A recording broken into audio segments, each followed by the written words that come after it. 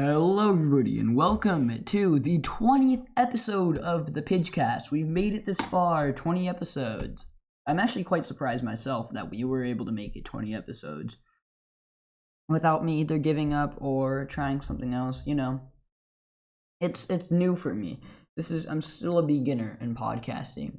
I've come a long way since my first podcast. In fact, I was just listening to it. I had a trial run in Anchor to see if I was going to record in Anchor, but I can only record 5 minutes at a time in Anchor and on a Mac, so I just decided to start recording on OBS. So I listened to the first episode of the podcast to see how far I've come, and oh my gosh, am I surprised. The first episode was terrible. Even though it was more like a stepping stone, other than a podcast, it was like 5 minutes. I've come from like these short pocket podcasts to now like full 24 minutes, information, things like that. I feel like I'm not quite quote unquote professional just yet, but I'm still farther than anybody else or than I expect, at least. I really didn't expect to actually be monetized 20 episodes in on Anchor and to have a running podcast on all platforms. Yeah, it's actually on all platforms because I'm now back on Apple Podcasts. So yeah, I'm actually really thankful that Apple Podcasts let me back on. I got taken off because I think of my inconsistency. But yeah, I'm back on Apple Podcasts, and you can go check it out. I will update my bio soon in my description. The website is out. Look at the link in my description on Spotify and everything else, every platform that you've ever wanted, or even go look on Anchor. It doesn't matter. The website link is now in my bio, and you can go click on that, and then it will have a fully updated upload schedule. I now can finally upload consistently now and not upload at a unknown rate. I'm gonna leave that to the website, so if you want to go check out my updated schedule and more, go just check out the website. And I am going to start putting in more time to the podcast. I'm gonna go from mainly a hobby to mainly like a part-time job. I'm gonna start putting in hours, because a full-time job is 40 hours a week, and that's what school is. School is 40 hours a week. So I think I'll put into my podcast. Sorry for the yawn. I think I'll put into my podcast 10-15 hours a week. That should give me enough to upload a few podcasts with fully edited and uploading. I feel like that will be a good, clean, crisp podcast. Even if I just do one, it just depends on the upload schedule. And once again, I will remind you, it's on the website. And if you guys want to contact me, my email is cjspodcaster@icloud.com, or text podcasts to 531-9309. And then just send in your ideas, and then I'll make sure I'll look them over, and then I'll probably put them in my next podcast. And also, if you have any questions, you can email cjspodcast@icloud.com. Go onto Instagram, go onto the Pijcast, and then DM me, and then I will respond to those. Or, once again, text questions to 531-9309. I just had set up a automated system with my podcast. I had linked the podcast to an automated system, so I wanted to kind of share that. It's an interesting system. It's not a bad system. It's actually a fun system. I like it. I'm going to try and get soundproofing because I've learned that the echo in my room is terrible. So right now, I will show this in my YouTube channel, which I will talk more about YouTube later. But I might show this in my YouTube video that I have a pillow right beside my microphone, which you might be able to hear it, but pillows are able to absorb your sound wave because the sound wave of your voice goes all around the microphone, and it goes in at every single one of those like little what is it, in between like those microphone bar, it's like in between the little bars or whatever you call it. It goes all in, the sound waves go in, and then you don't have something to absorb the sound like the pillow. your sound will bounce off the wall and then go back, creating an echoey sound. But that also has the unfortunate cause of being a little bit quieter. And as I have learned in my podcast, I am pretty quiet when I have a pillow behind me. So, I mean, I have a little sound meter on OBS, but I have a compressor to keep it, like, without me completely blowing your ears out or being a little too soft. So, I feel like that's all I really could do to help the echoey sound. I'm gonna try and order some soundproofing and really make it a better sounding room. But other than that, yeah, the thing that I was talking about for YouTube is on YouTube I will be discontinuing the podcast. Actually, no, I won't be discontinuing the podcast on YouTube. I will keep it on YouTube, but the upload dates are going to be a little weird. Something I want to expand on in this episode is that the G League, it's a very interesting topic in the NBA. It's more of a development league, and it can help players who are young, experience what it's like to play against NBA players. The G League, in my opinion, will take over college one day because it's a substitution for college. But the thing is, college players are not getting paid, but people in the G League are. They're getting paid, I think, like it's half of the NBA's minimum contract, and it's a very, very interesting thing to see how the NBA players mentor the young players because of the way that, they really just work together. And another thing I kind of wanted to talk about, even though this is off topic, I will kind of be doing morning shows. I don't know if they're going to be live streams yet or not, but they will be morning shows, the podcast. I might just call them the morning show. I don't know what I'll call it, but I'm going to try and upload in the morning. Give a little, not a motivation speak, because I'm a bad motivational speaker, but maybe just, who knows, a little update on how the day's going to go, sports-wise. I don't know if I should. You guys need to text me and tell me. And once again, text me the phone number 406-531-9309 and text podcast to it, and then send what you need to, or just say something about the podcast. And then just, should I switch up or split up the podcast and make it so one for sports, one for something else, and then, because I'm gonna have a morning show, but I also thought of bringing it all together. I don't know. I have to start a whole new season on the podcast when I do it, but it shouldn't be hard. It still should be like an easy thing to create, but I don't know. It's just things that have been floating on my mind. I feel like a morning show would be good, like Good Morning America's already one, but to like the sports world, Good Morning America to the sports world, but like on a much smaller level. Maybe do local sports, like how college did or how the high school players did, and maybe interview one or two a day. Who knows? It's all like opinions or not opinions, ideas I have floating around in my mind. But I have so many that I never get to one, or I never get to them all. I always only use one. But I feel like that would be a good idea. Using my own morning show that would help me upload a lot more and getting me into the YouTube algorithm and the podcasting algorithm, which is a very important one, and one that I might base off of, because I'm probably going to stop uploading on YouTube and cease the podcast on YouTube. I've been thinking about this for a while, but maybe upload like a morning show on the podcast. Dang, I'm up in a different place right now, and I don't have my webcam, so I wouldn't be able to make like a morning show with the webcam, but who knows, maybe just do something else other than a webcam.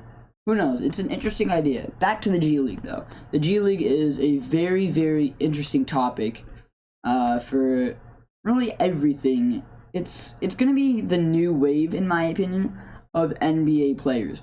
I don't think an NBA player or a newcomer to the NBA will go their whole NBA career without playing in the G League, unless they're like a top 10 pick. A lot of players have to start out in the G League because they have no experience. They have no experience in the NBA, and they're good players. They just need to develop their skills. And it's a really interesting topic about talking about developing skills, because half the time the skill development is through trainers, but the other half of the time the skill development is through things like the G League, Europe. I don't know. They can't send it to Europe, but I'll kind of explain the G League a little bit more. The G League, commonly referred to as the D League, is the developmental league of the NBA. It is every team. The NBA has 30 teams. All the 30 teams in the NBA have one G League team. So the Oklahoma City Thunder have the Oklahoma City Blue. The Indiana Pacers have the the Fort Wayne Mad Ants. The New York Knicks have the Winchester Knicks. And then they can assign players to that, and it also gives free agents a chance to, show that they're not washed up anymore and prove to the NBA how they can stand amongst other players. So it's an interesting topic to talk about, how the NBA is not necessarily its own functioning league, but also it has like branches. Like Cheerios, and they have not Cheerios. They have like they have Lay's potato chips, and they have barbecue chips, salt and vinegar, chicken and waffles. It's like all the sub leagues. There's Europe. There is a lot of teams. There are a lot of leagues that lead into the NBA and funnel into it, and it's a process if you want to be a scout, because you have to look at all of these leagues and then bring in all the intel and pick the best one. That's why it's so hard to make the NBA, because you may just think it's one college or it's a few colleges that you're competing against. No, it's all of college, D1, D2, the NIA, I think, and then the straight out of high school kids, and then there's Europe, and then there's all these other places that are gonna go compete against you. So it's a really interesting thing it's a really, really hard thing or time to make the NBA right now. But also, if you're a good player, and the I don't know what it is, like the NIAI, I don't know, I have to look into that, but it's a hard time to make the NBA, but also at the same time, if you're good enough and if you're willing to sacrifice.